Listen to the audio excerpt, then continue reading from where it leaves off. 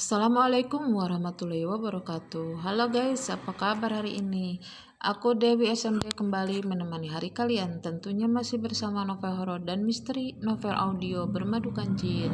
Kali ini sudah masuk ke bagian 33. Baiklah, agar tidak buang waktu, kita langsung saja ke alur ceritanya. Bermadukan Jin bagian 33. Tapi sebelum itu jangan lupa untuk like, komen, dan bagi yang belum subscribe, jangan lupa ya. Oke, kita lanjut saja ke alur ceritanya. Selamat mendengarkan.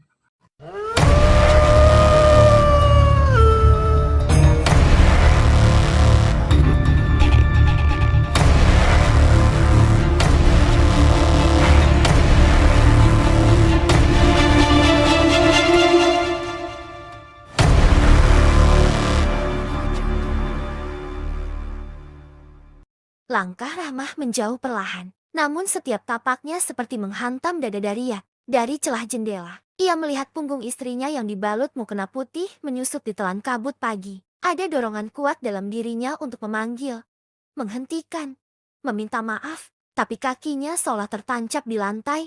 Lidahnya keluh, hatinya dibungkam oleh ketakutan yang lebih besar dari rasa bersalah. Pintu tertutup pelan, bunyi itu sederhana, nyaris tak terdengar. Namun bagi Daria, rasanya seperti palu yang memaku satu keputusan yang tak bisa ditarik kembali. Ia mengusap wajahnya kasar. Bau melati semakin pekat. Dari sudut ruangan, bayangan tipis bergeser, merambat di dinding seperti asap hidup. Daria tahu ia tidak sendiri. Kakang sudah memilih.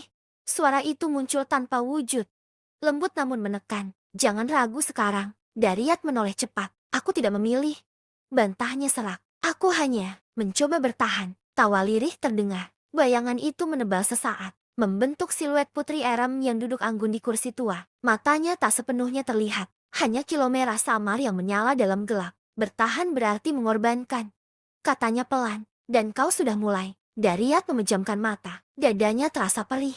Aku mohon, jangan ganggu Rahmah.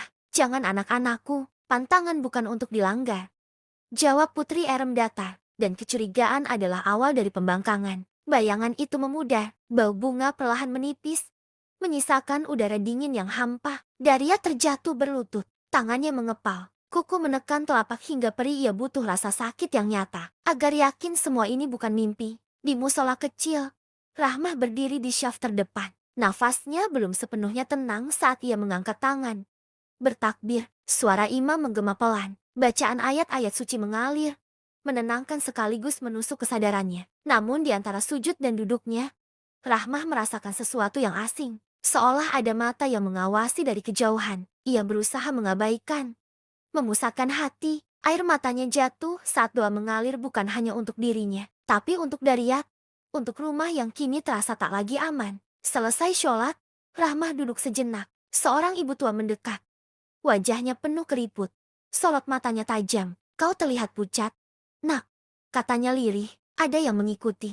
Rahmah tersentak. Mengikuti. Ibu itu mengangguk pelan. Bukan manusia. Rahmah menelan ludah. Saya hanya bermasalah dengan rumah. Ibu itu menatapnya lama, lalu berbisik.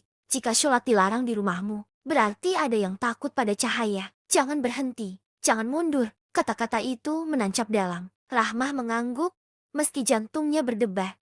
Siang itu, Rahmah sengaja menghadap Daryat. Kang, ada yang ingin aku sampaikan? Rahmah duduk di hadapan Daryat. Ini tentang anak-anak. Daryat menoleh cepat. Rasa takut dan khawatir tentang semalam kini semakin jeti setelah mendengar Rahmah mau bicara tentang anak-anak. Anak-anak mau saya masukkan pondok. Rahmah menceritakan niatnya tanpa ada yang ditutupi kepada Daryat.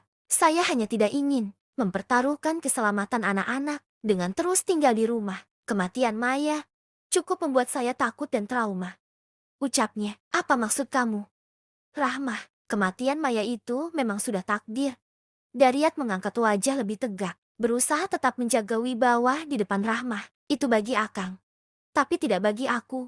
Rahmah menaikkan lengan baju. Lihat ini, Kang. Luka ini bekas cengkeraman Maya sebelum dia mati. Dan ini mungkin saja tanda kalau selanjutnya aku yang akan menyusul Maya. Wajah Daryat pucat pasi. Ia tidak pernah tahu hal itu. Astaga, apa sudah sejauh ini? Putri Erem menandai Rahman. Baiklah, jika menurutmu itu yang terbaik, Akang setuju. Akhirnya Daryat memilih mengikuti niat Rahmah. Biar bagaimanapun, Dirinya tidak akan pernah rela jika anak-anaknya menjadi korban. Sore harinya, Daryat memerintahkan para pekerja untuk membersihkan rumah. Semua sesaji dibuang, bunga diganti, lilin diangkut keluar. Ia mencoba menipu dirinya sendiri seolah dengan membersihkan ia bisa menghapus jejak. Namun menjelang maghrib, listrik pada mendadak. Rumah besar itu tenggelam dalam senyap. Angin berdesir, membawa kembali bau melati yang sama. Daryat berdiri di ruang tengah. Aku sudah menuruti, teriaknya ke kegelapan. Apalagi yang kau mau? Tak ada jawaban. Hanya suara langkah kecil di lantai atas pelan.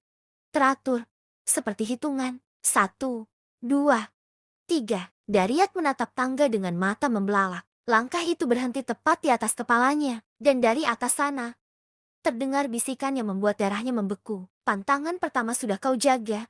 Suara Putri Erem terdengar dekat. Sekarang, bersiaplah untuk yang berikutnya. Di kejauhan, azan maghrib berkumandang. Daryat menutup telinga.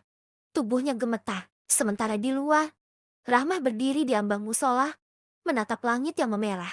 Hatinya bertekad apapun yang tersembunyi di rumah itu, ia akan menemukannya. Karena ia tahu, gelap tak pernah bertahan lama di hadapan cahaya yang tak gentar. Tidak, kenapa tubuhku panas begini? Daryat bercucuran keringat. Ia tidak mengerti apa yang terjadi. Hentikan dia, terdengar bisikan itu. Pelan tapi sangat jelas. Daryat bingung. Rahmah sholat di tempat lain. Tapi kenapa Putri Erem dan penghuni lain rumah itu seperti marah?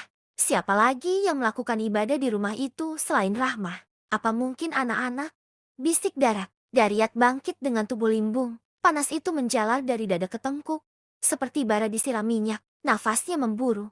Bisikan itu kembali. Kali ini lebih ramai. Saling tumpang tindih. Membuat kepalanya berdenyut. Hentikan dia. Melanggar pantangan. Daryat memegangi kepalanya. Rahmah tidak di rumah. Gumamnya lirih. Berusaha menenangkan diri. Anak-anak, tidak mungkin. Ia berjalan menaiki anak tangga satu persatu. Setiap pintu kamar ia lewati, hawa dingin menusuk. Sampai akhirnya ia berhenti di depan kamar anak-anak. Pintu itu sedikit terbuka. Daryat mendorongnya perlahan. Tampak kedua putrinya sedang husu di depan meja belajarnya. Daryat kembali menutup pintu dari luar. Namun pada saat dirinya mendekat ke pintu kamar Dinda, langkah terhenti. Dadanya sesak dan jantungnya berdegup kencang. Dari baliknya, terdengar suara lirih. Bacaan ayat yang terputus-putus, seperti ditahan tangis. Daryat membuka pintu dengan kasar. Di dalam, Dinda istri mudanya tersentak. Mukena masih membalut tubuhnya. Wajahnya pucat, mata sembab. Ia berdiri tergagap, seolah tertangkap basah melakukan dosa besar. Kang, suaranya bergetar. Aku takut. Rumah ini, diam. Bentak Daryat. Amarah yang selama ini ia tekan meledak begitu saja. Tangannya gemetar, namun matanya gelap. Ia melihat bukan hanya Dinda, tapi bayangan lain di belakang perempuan itu, siluet-siluet tipis yang berdesakan. Menatapnya dengan kemarahan yang sama. Kau sholat di dalam rumah? Suara Daryat rendah. Berbahaya. Dinda mengangguk pelan. Air matanya jatuh. Aku tidak tahu pantangan itu. Kang, aku hanya ingin tenang. Aku sering mimpi buruk. Aku melihat Maya berdiri di depan pintu. Belum sempat Dinda menyelesaikan kalimatnya. Daryat menarik lengannya dengan kasar. Mukena terlepas, jatuh ke lantai. Kau melanggar, teriaknya. Kau mengundang celaka. Dinda meronta. Ampun, Kang, aku tidak bermaksud. Namun Daryat tak mendengar. Ia menyeret Dinda keluar kamar. Lorong terasa semakin panjang, semakin gelap. Lampu-lampu redup berkedip, lalu padam satu persatu. Seolah rumah itu ikut menahan nafas. Pintu kamar kosong di ujung lorong terbuka dengan suara berderak panjang. Kamar itu gelap, lembab, dan berbau apek ruangan yang sejak lama tak pernah disentuh cahaya. Daryat mendorong Dinda masuk. Tubuh perempuan itu terhuyung, jatuh ke lantai. Kang, tolong, aku istrimu. Tangis Dinda pecah. Aku takut. Daryat berdiri di ambang pintu. Dadanya naik turun. Sekilas, keraguan melintas. Namun bisikan itu datang lagi. Lebih dekat dari sebelumnya. Jika tidak dikurung, rumah ini akan hancur. Dia sudah menodai. Dengan tangan gemetar, Daryat menutup pintu. Suara kunci diputar. Klik. Sekali, dua kali. Dari dalam, terdengar teriakan Dinda memanggil namanya. Disusul isak yang menggema di ruang sempit itu. Daryat bersandar di pintu. Matanya terpejam. Keringat dingin mengalir di pelipisnya. Panas di tubuhnya perlahan mereda, digantikan dingin yang merambat ke tulang. Di belakangnya, bau melati kembali pekat. Bagus. Suara Putri Erem terdengar sangat dekat, nyaris di telinganya. Sekarang kau benar-benar menjaga pantangan. Dariat membuka mata. Lorong itu kosong. Namun ia tahu mulai hari itu, darah dan doa telah bercampur di rumahnya. Dan tidak ada satupun yang akan keluar tanpa meninggalkan luka. Jika orang itu berani melawan kehendak sang putri. Bersambung. Sampai di sini dulu ya. Aku Dewi SMD akan kembali hadir besok masih bersama novel horor dan misteri, novel audio. Dan tentunya masih bersama Bermadukan Jin.